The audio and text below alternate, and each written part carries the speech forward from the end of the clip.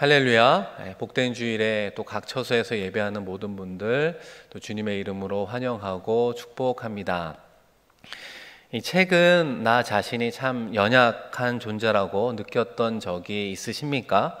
오늘 말씀을 통해 약한 나를 강하게 하시는 하나님의 능력을 의지하며 담대하게 일어나기를 주의 이름으로 축복합니다.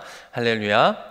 이 사람들은 남의 손에 있는 것은 부러워하면서도 내게 있는 것에는 감사하지 못하는 경향이 있습니다. 늘 없는 것만 묵상하면서 이 자신의 부족한 것에는 불평하다 보니까 쉽게 낙심한다는 말입니다. 그러나 전능하신 하나님의 입장에서 생각해 보면 내가 무엇을 가지고 있느냐, 그것은 큰 문제가 아니라는 겁니다. 중요한 것은 오히려 약한 나를 능력의 하나님이 사용하시느냐 그렇지 않느냐 여부에 있다는 말입니다. 그런 의미에서 오늘은 너의 손에 무엇이 있느냐라고 하는 제목으로 모세의 이야기를 함께 나누어 보려고 합니다. 우리가 잘 알고 있는 것처럼 모세의 인생은 3등분 할 수 있습니다. 처음 40년간 애굽의 왕자로 성장하지요. 학문과 문무의 겸비한 그런 리더로 성장하게 됩니다. 그때 모세는 스스로 생각하기를 나의 손으로 자신의 민족, 히브리 민족을 위해서 무언가는 할 수 있을 거야 라고 하는 자신감 넘치는 삶을 살았을 것입니다. 그런데 그가 한 일이 무엇입니까? 그 손으로 애굽 사람을 때려 죽이는 일이었어요. 자신의 손에 피를 묻히고 무서워서 광야로 도망쳤다는 말이죠. 이 두 번째 모세의 인생이 광야에서 40년 동안 펼쳐지게 됩니다. 이 모세가 잡은 것은 무엇입니까? 이 목자의 지팡이를 잡게 되었어요. 처가살이를 하면서 자신의 양떼도 아닌 그 장인의 양떼를 치면서 인생을 살게 되었습니다. 이 먼지처럼 바람이 부는 대로 움직이기도 하고 또 물이 있을 법한 곳을 찾아 헤매는 그런 삶을 살아갔다는 것입니다. 그리고 모세가 80이 되었을 때 가시나무 떨기에서 하나님의 부르심을 입게 되잖아요. 하나님께서는 모세에게 바로 왕 앞에 나아가라 이렇게 이야기를 하자 모세는 이런저런 이유로 재차 거절하는 모습을 보게 됩니다. 그러자 하나님이 모세에게 질문을 하게 되는데요. 오늘 함께 읽은 출애굽기 4장 2절 말씀입니다. 우리 한번 화면을 보면서 한 번 더 읽어볼까요? 여호와께서 그에게 이르시되 내 손에 있는 것이 무엇이냐? 그가 이르되 지팡이니이다. 내 손에 있는 것이 무엇이냐? 질문했을 때 모세는 간단하게 지팡이에요 대답합니다. 하나님은 왜 이런 질문을 하셨을까? 우리가 생각해 보면 좋겠습니다. 동일한 연장선상에서 여러분의 손에 있는 것은 무엇입니까? 우리가 한번 생각해 보는 시간을 가지면 좋겠습니다. 이 모세의 손에는 지팡이가 있었어요. 생각해 보면 이 지팡이는 모세의 분신과 같은 존재라고 하는 거죠. 40년 동안 광야 생활을 하면서 이 지팡이를 손에 쥐고 양떼를 치기도 하고 맹수로부터 보호해 주기도 하고 또 때로는 지치고 힘들 때 이 막대기에 의지하며 살아가는 인생이에요. 그래서 쉴 때 이 막대기를 볼 때마다 이 막대기는 나와 같구나 이런 생각을 하지 않았겠습니까? 이 지팡이는 나무 둥지에서 잘려나온 죽은 생물이지 않겠습니까? 자신도 애굽에서 잘려나와 광야에서 죽은 자처럼 무명한 자로 살아가고 있는 모습이 동일하다는 말입니다. 이 지팡이는 꼭 자기와 같은 처지라고 생각하며 살았습니다. 양떼를 칠 때는 그나마 쓸모있지만 그 나머지에는 쓸모없는 마른 나무에 불과했습니다. 생각해 보면 모세가 애굽에서 보냈던 40년의 생활들, 특별히 세상이 무엇인가를 배우며 익혔던 시간들이 있었습니다. 이런 부분들이요, 쓸데없는 것인가? 이런 생각을 할 수 있지만 그렇지 않습니다. 우리에게 쓸모없는 시간은 아무것도 없는 것이죠. 모세 역시 하나님의 부르심에 결국은 순종하고 또 출애굽하며 이스라엘의 지도자로 살아가면서 그가 토라로 알려져 있는 모세오경, 창세기로부터 신명기에 이르는 하나님의 구약의 말씀 중 가장 중요한 말씀을 기록하는 이 하나님의 손으로 사용되었던 것을 기억해야 되는 것이죠. 그때 그가 배웠던 학식, 어떤 그런 부분들이 다 하나님은 사용했던 것을 보게 된다는 것입니다. 이 동일한 맥락에서도 신약 말씀 가운데 등장하는 사도 바울도 그렇잖아요. 가말리엘의 수제자로 학식이 뛰어났던 사람이에요. 부활의 주님을 만나고 회심하고 이방인의 전도자가, 복음 전도자가 되었습니다. 그리고 나서 여러분 신약 27권 중 13권을 쓴 하나님의 종이 되지 않았습니까? 이 사도 바울의 손을 하나님께서 사용했음을 우리는 보아야 하는 것이죠. 중요한 것은 내가 가지고 있는 학식이나 실력, 이 기술 자체가 결코 무용지물이 아니다라고 하는 것입니다. 하나님은요, 우리가 가지고 있는 것을 가장 멋지게 사용하시는 분임을 반드시 기억해야 되는 거예요. 그런 의미에서 우리가 현재 학생이라면 열심히 공부를 해야 되는 것이고, 또 우리가 속한 직장과 사업장에서 요구하는 그 실력을 갖추기 위해서 부단히 노력하고 애써야 한다는 것입니다. 그럼 모세는 애굽에서 그가 손에 쥔 것으로 왜 실패를 했을까? 왜 도망자로 광야 40년을 무명한 자로 살아야 하는가? 자신의 계획으로요, 하나님의 계획을 이룰 수 없기 때문입니다.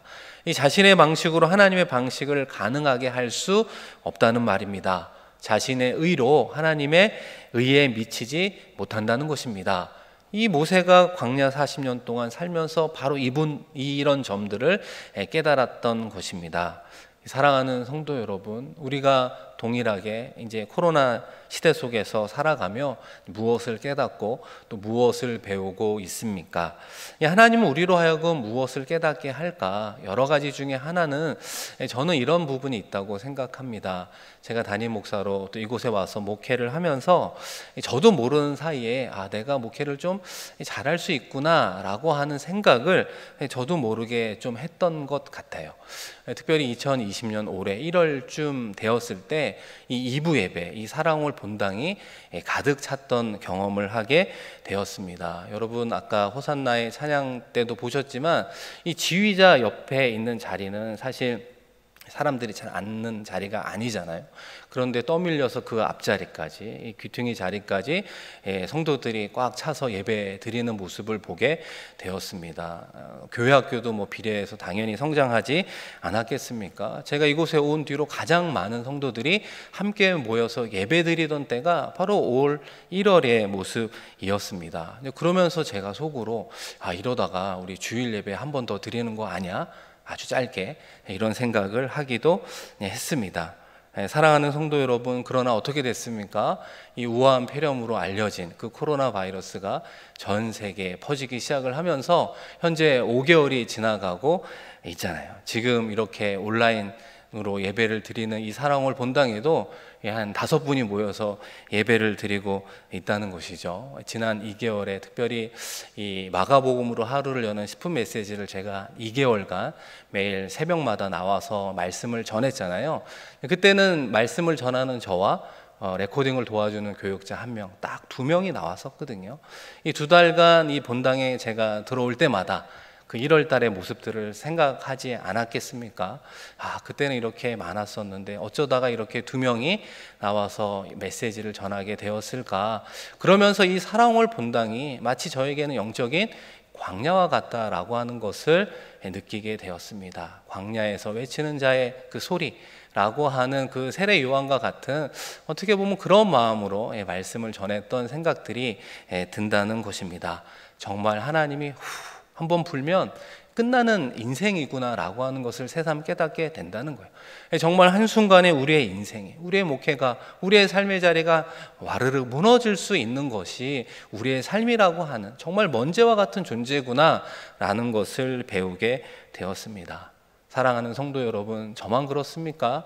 아마 예배하는 여러분 가운데 정말 잘 나가시는 분들도 이 코로나로 인해서 막혀서 얼마나 답답하고 속상한지 모를 겁니다. 그리고 힘들고 어려운 분들은 더 상황이 악화되어서 정말 한숨만 늘어나는 그런 삶의 자리에 놓인 분들도 있을 것입니다.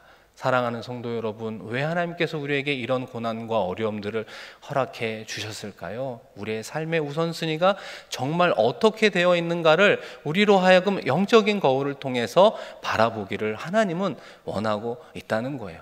평소에는 하나님이 제일 먼저예요. 우리는 이렇게 이야기를 하지만 실제로는 그렇지 않았다는 거예요. 심지어 말씀을 전하는 저 역시도 어느 순간부터 하나님보다도 목회에 대한, 이런 성공에 대한 이 생각들이 앞서가고 있었음을 깨닫게 되었다는 것입니다. 그러므로 다시 한번 우리의 어려움 속에 비춰진 영적인 거울 통해 나보다, 하나님보다 나를 앞세웠던 부분들을 우리는 진정으로 회개해야 되는 것입니다. 우리의 삶 전체에 하나님이 제일 먼저입니다 라고 하는 영적인 우선순위가 재정립될 때 비로소 우리의 영적인 부분이 회복되고 우리의 일상이 회복되는 줄로 믿습니다. 할렐루야. 그 다음 하나님께서 모세에게 요구했던 건 네 손에 있는 지팡이를 땅에 던지라 말씀하셨습니다. 우리 본문 말씀 3절과 4절 말씀인데요, 우리 한 번 더 같이 읽어보겠습니다. 여호와께서 이르시되 그것을 땅에 던지라 하시매 곧 땅에 던지니 그것이 뱀이 된지라. 모세가 뱀 앞에서 피하매 여호와께서 모세에게 이르시되 내 손을 내밀어 그 꼬리를 잡으라. 그가 손을 내밀어 그것을 잡으니 그의 손에서 지팡이가 된지라. 모세가 땅에 던진 지팡이는 뱀이 되었습니다. 이 뱀이라고 하는 단어는 히브리어로 나쉬라고 하는데 코브라 종류의 뱀입니다. 그리고 이 나쉬라고 하는 원어의 또 다른 의미가 무엇이 있냐면 사수를 행하다, 그리고 점을 치다라는 의미를 가지고 있어요.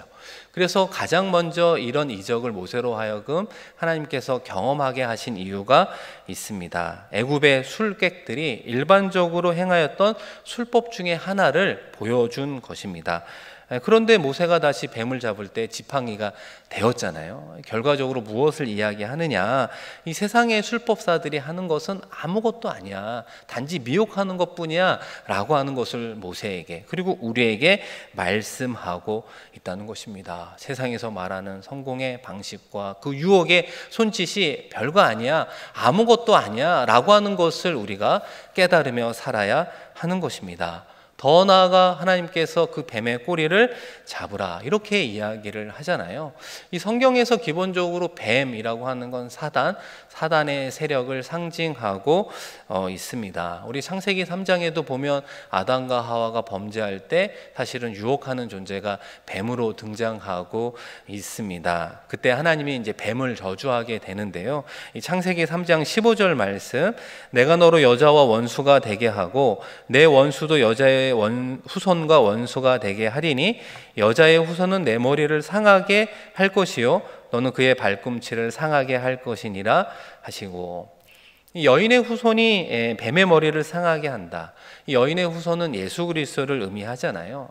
예수 그리스도가 뱀의 머리를 상하게 한다고 이미 창세기 말씀에 예언하고 있습니다. 그런 맥락에서 하나님이 모세에게 뱀의 꼬리를 잡으라 라고 하는 이 부분은 이 두 가지로 해석해 볼 수 있습니다. 하나는 어떤 의미가 있냐면, 왜 하나님은 꼬리를 잡으라 했는가? 왜냐하면 머리는 예수 그리스도에 의해서 승패가 결정된 상태이기 때문입니다. 이 말은 이렇게 말할 수 있습니다. 내가 하는 구원의 역사에 너는 폰만 잡아라. 내가 너를 그렇게 사용하겠다. 이 전쟁은 네가 싸울 싸움이 하나도 없어. 너는 순종만 하면 돼. 이런 의미가 담겨져 있어요. 뱀의 머리는 이미 깨졌습니다.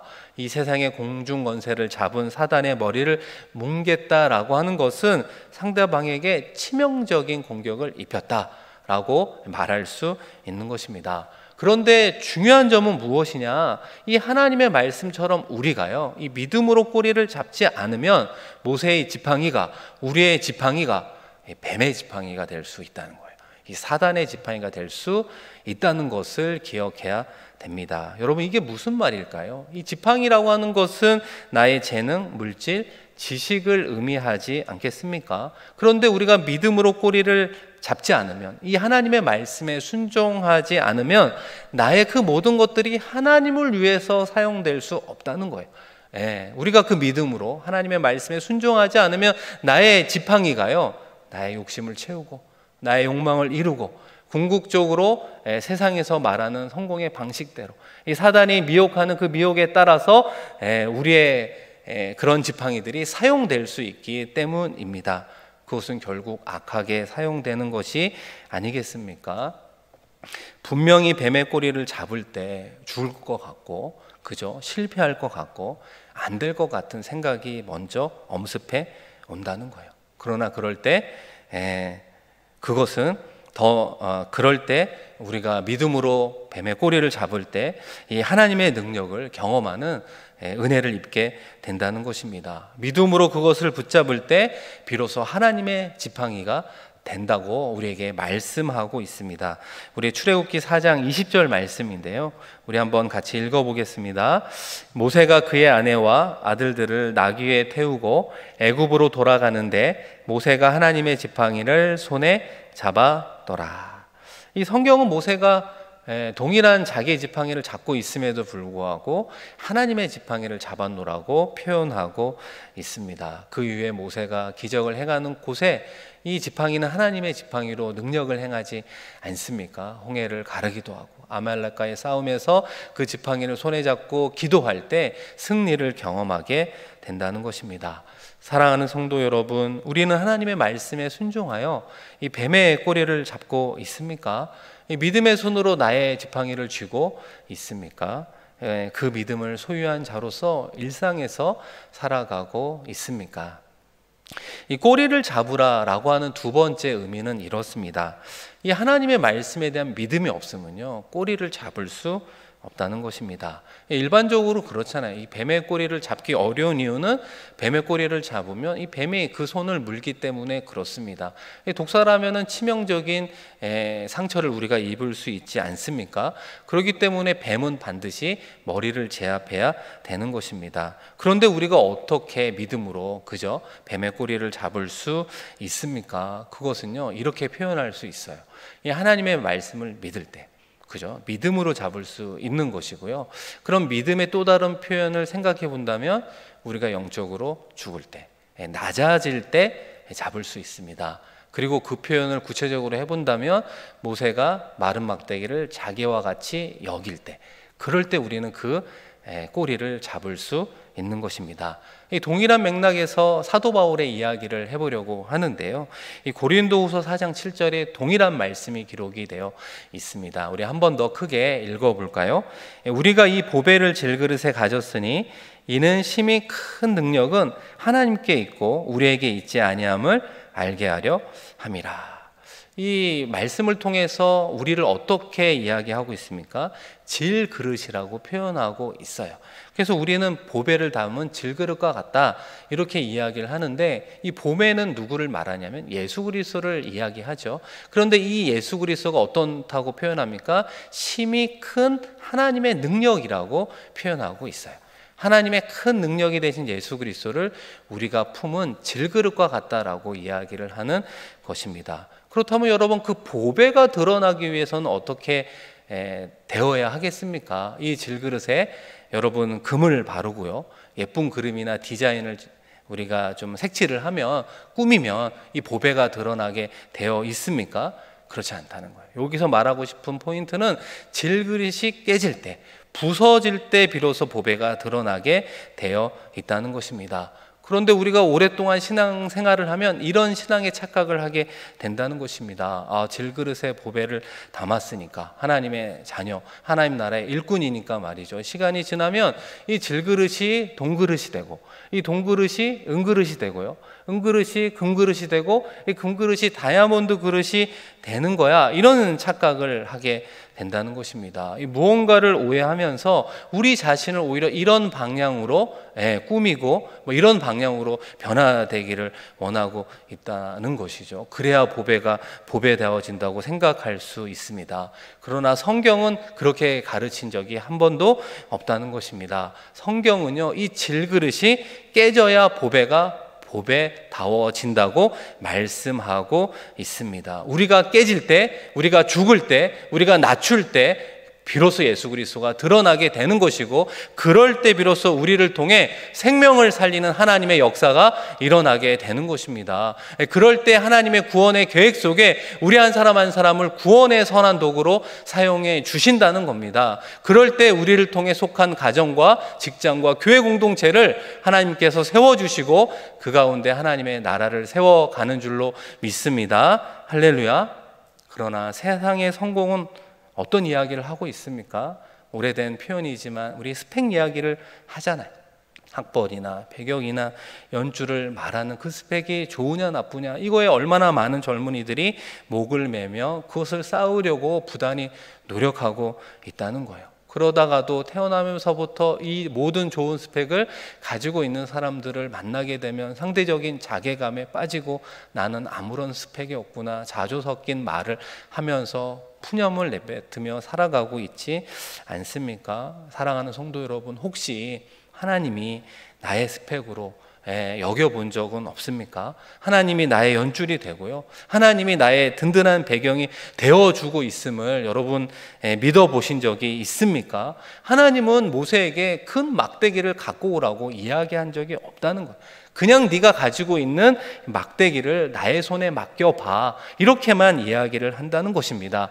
그래서 하나님께서 그 모세의 마른 막대기를 손에 붙잡아 주었을 때 그 막대기가 변하여 하나님의 지팡이가 되었습니다. 더 나아가 하나님의 수많은 구원의 현장에서 사용되는 구원의 막대기가 되었던 것입니다.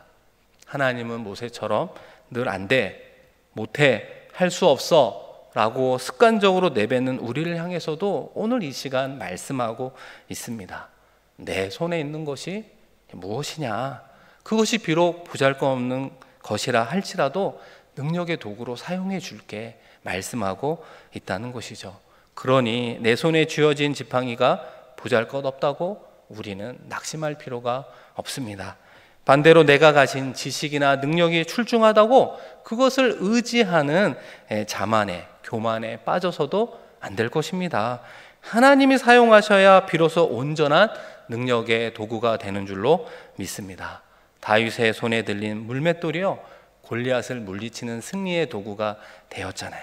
하나님이 사용하면 능력의 도구, 승리의 도구가 되는 줄로 믿습니다. 우리에게는 내 손에 익숙한 지팡이라도 하나님이 땅에 던지라, 그러면 순종해야 되는 것이죠. 그 뱀의 꼬리를 잡으라 말씀하시면 죽을 것 같지만 믿음으로 순종하며 나아가는 것입니다. 그것이 우리의 역할이요, 우리의 몫이라고 말할 수 있는 것입니다.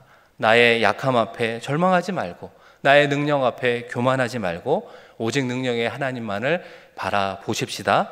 우리의 지팡이, 우리의 가정, 우리의 자녀와 미래의 모든 것을 내가 손에 쥔 채 살아가는 인생이 아니라 능력의 하나님의 손에 맡겨드리며 살아가는 이번 한 주의 삶이 되기를 주님의 이름으로 간절히 축원드립니다. 우리 이 시간 함께 나눈 말씀을 기억하며 우리 통성으로 기도하길 원합니다. 우리의 어려움 속에서 특별히 하나님이 나의 일상의 우선순위 가운데 어디에 있는가, 우리의 입술로는 가장 앞에 있다고 말하지만 어느 순간 하나님보다도 나와 자녀와 성공이 앞서가고 있지는 않았는가, 우리가 회개했으면 좋겠습니다.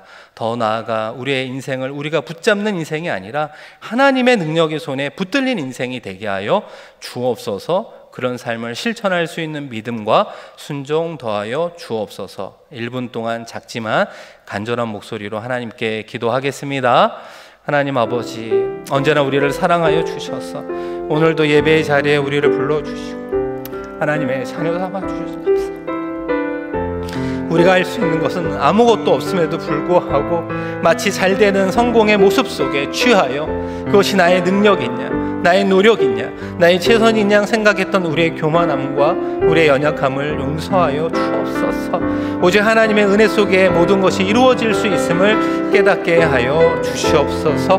하나님을 우리의 인생의 우선순위 앞에, 제일 앞에 모셔드릴 수 있는 신앙의 고백이 나오게 하여 주옵소서. 나의 것을, 아버지 나의 인생을 하나님의 것에 붙드는 인생이 되기를 원합니다. 내가 움켜쥐고 고민하고 낙심하고 살아가는 인생 되지 않게 하시고 정말 하나님을 아버지라고 고백하는 그 믿음의 고백처럼 하나님의 능력의 손에 맡겨드릴 수 있는 믿음과 순종의 삶이 우리들의 일상 가운데 있게 하여 주옵소서. 우리들이 있습니다. 우리의 손을 붙잡아 주시고 아버지 하나님 함께하여 주셔서 사랑하는 내 딸아, 사랑하는 아들아, 내가 너와 함께하노라 말씀해 주시는 그 하나님의 손을 붙잡고 우리들의 일상에서 다시 한번 승리하게 하시고 다시 한번 담대하게 믿음으로 선포하게 하시고 믿음의 길을 오롯이 걸어갈 수 있는 우리 한 사람 한 사람 삼아 주시옵소서. 하나님 아버지, 오늘도 우리에게 복된 주일을 허락하여 주시고 하나님을 예배하는 예배자로 서게 하시니 고맙고 감사합니다. 우리에게 다가온 고난과 어려움 속에 다시 한번 영적인 거울에 비친 우리의 모습을 보게 됩니다. 입술로는 하나님을 사랑한다고 고백하지만 알고 보니 하나님보다도 우리 자신을 통으로 우리의 자녀와 우리의 삶의 성공을 꿈꾸고 사랑했음을 보게 됩니다. 우리의 연약함을 용서하여 주시옵소서. 다시 한번 하나님을 더 사랑하며 우리의 인생에 제일 먼저 두며 살아가겠습니다 고백하는 우리가 되게 하여 주시옵소서.